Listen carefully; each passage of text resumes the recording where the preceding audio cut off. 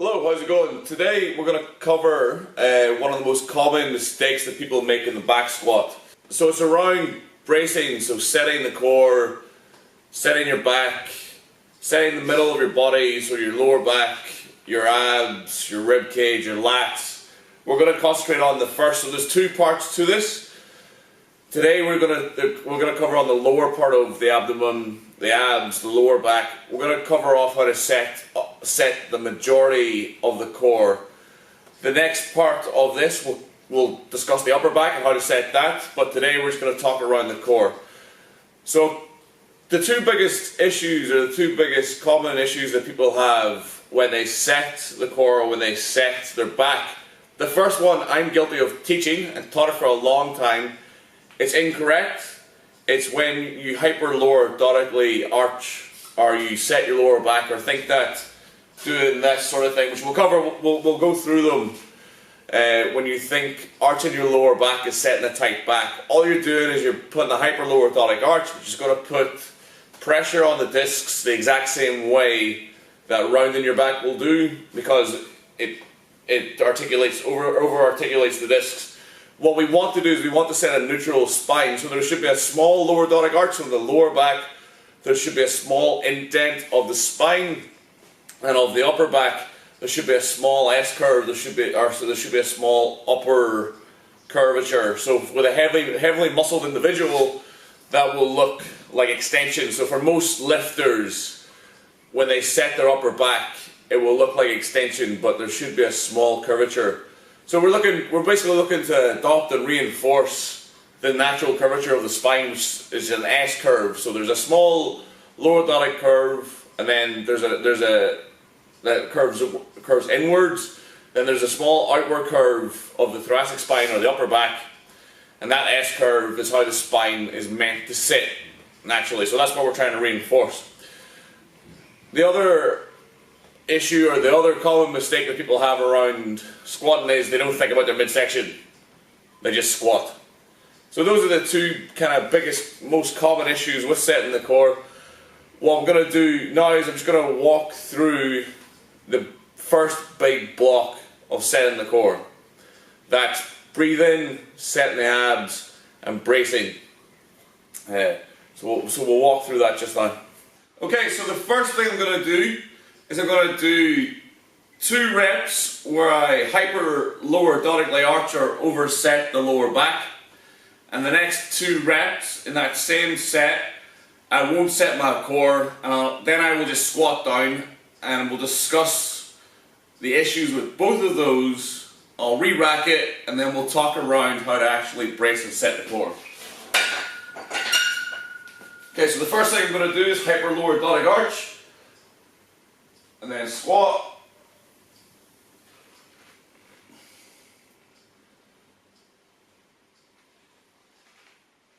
and then I won't set, and then I'll just squat.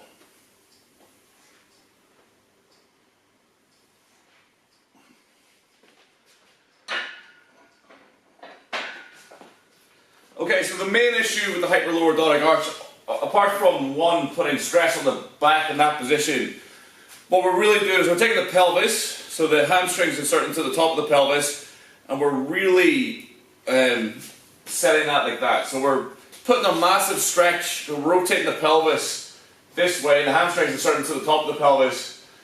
As we do that, we're putting a massive stretch on the hamstring, which means what you would have seen when I squatted to depth is I'm rounding, I'm tucking a hell of a lot when I get down to depth.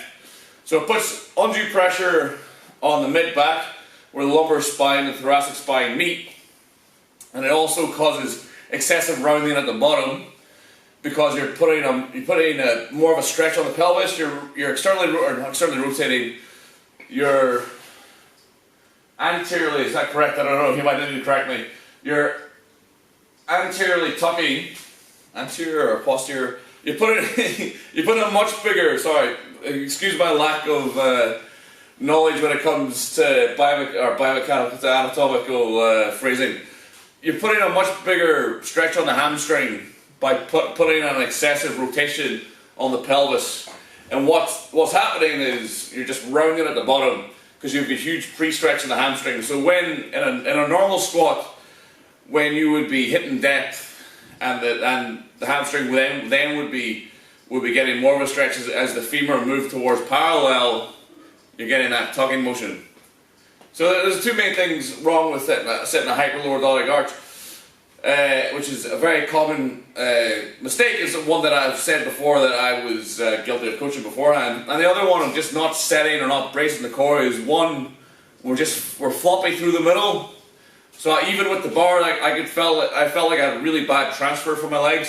I felt like there was a fair bit of strain going through my upper back. But also you probably noticed the bar was forward of the center of mass. So when I stand up with weight, I'm just going to crumple under it. So what we should be doing when we set up is first thing we should be doing is trying to breathe out. So we're trying to increase the intra-abdominal pressure. So the first thing we can do to increase the pressure around the core is to take in more air. So we should be looking to breathe in. So as we breathe in, we should be looking to push out the distend the stomach. So it was quite easy for me because I got quite a big gut. But if I take a nice big breath in, you should see that my stomach expands. We're not looking to expand the rib cage or to lift our chest up. We're looking to fill the gut. We're looking to push the gut out with air. So think about breathing into your stomach. And then after we've done that, we're looking to set a solid middle. So once we have the air, then we're looking to contract or to squeeze the air to increase the pressure. So to do that, we're just going to tense your abs as hard as you can. Imagine it's almost about kick you as hard as you can in the stomach, punch you in the stomach. How you would brace and prepare for that, how you're going to brace and prepare for the squat. So you're going to take a nice big massive breath in, and then tense as hard as you can. And then during the squat, we're looking to keep the rib cage down. And that's going to keep everything locked in here. If we lift here, you can't really get the same sort of activation through the core. We can't get the same brace. So there's three things. Taking a massive breath in, tensing the abs, tensing the musculature of the trunk hard as we can. And then during the squat, we're going to keep the rib cage down. It's going to keep everything connected. So I'll do a couple of reps with correct bracing, and you can have a look.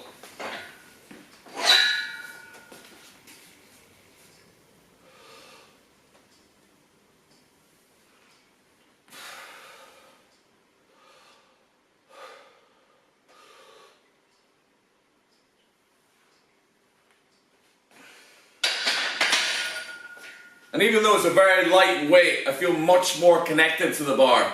I feel like I'm acting through my legs as opposed to acting through my spine or acting through my back. It will take you a little bit of time to get the sequencing correct and to get it to feel right. But I would suggest the next time that you squat, take the bar for a bunch of sets and just go through these 3 steps. Breathe in, distend the stomach, tense your abs as hard as you can, and then during the squat, just concentrate on keeping the rib cage down and keeping everything connected and tense. And when you stand up hard into the bar. Hopefully you can feel that you get really good transfer through the legs and you don't feel it so much from your back. Thank you very much for watching. My name is Marquise. If you want me to cover anything in particular, leave it in the comment section, slide up into the DMs. Thank you very much for watching. Catch you in the next one. Goodbye.